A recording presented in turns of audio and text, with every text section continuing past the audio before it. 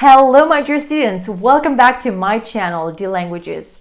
Mi nombre es Mariana y en este vídeo te voy a enseñar la diferencia entre during and for.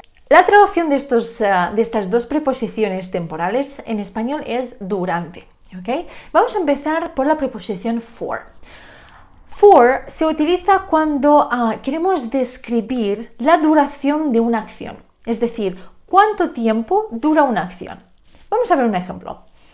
For example, I went to Italy for 1 week. I went to Italy for 1 week. Fui a Italia durante una semana. For 1 week indica la duración del tiempo que estuve yo en Italia. ¿Durante cuánto tiempo? Durante una semana. For 1 week. ¿Ok? Ok, vamos a ver otro ejemplo.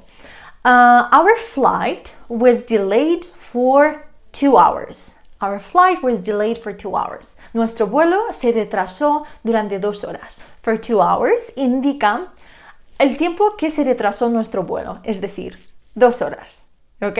En estos casos se utiliza la preposición for para indicar la duración de la acción, cuánto dura esa acción, ¿no? Bien, esto es por un lado. Por otro lado tenemos al during.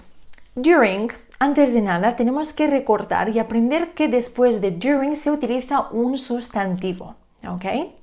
Y el during se utiliza para describir un periodo de tiempo, o sea, la acción ocurre durante un periodo de tiempo.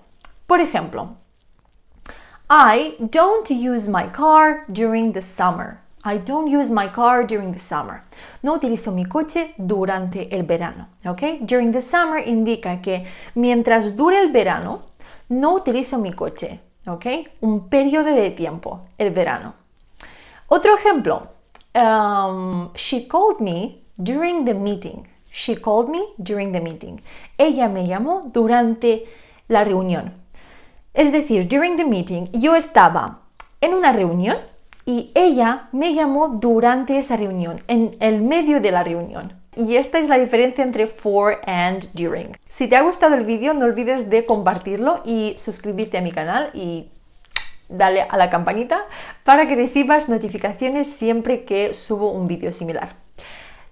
Y si tienes alguna duda o pregunta o te gustaría dejarme un comentario, pues hazlo abajo. Study hard, have fun, and I will see you in the next video. Bye bye!